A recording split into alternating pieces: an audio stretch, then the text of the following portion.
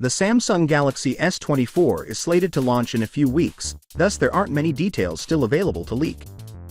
The most pressing question is how widespread Samsung's AI adoption will be, but a recent leak seems to address one fear while creating another for those who are determined to get the least expensive model.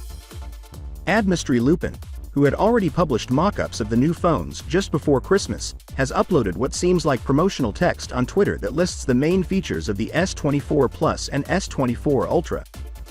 The Walmart website was apparently where it initially appeared, but it has since been removed. For the sake of posterity, Google has cached it here.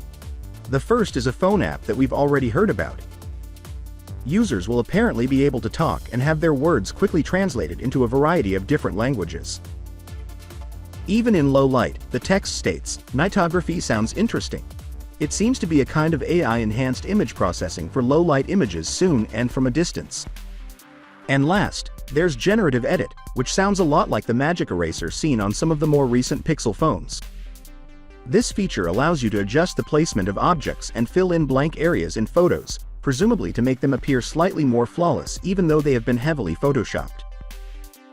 In other words, it relies heavily on Samsung's cloud servers because it consumes a lot of resources.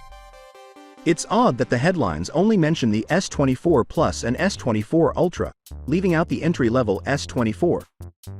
This could simply be because Walmart didn't list the phone until after realizing its error, but it also could imply that Samsung's least expensive phone won't be receiving the same promotional materials. Although it seems a bit crazy, a recent leak revealed that the Qualcomm Snapdragon 8 Gen 3 chipset would only be available in North America for the base model, even if both Presser variants will have it. Finally, what are your thoughts about it? So with that being said, let me know your thought in the comment below, and if you are new here, please subscribe. Peace out.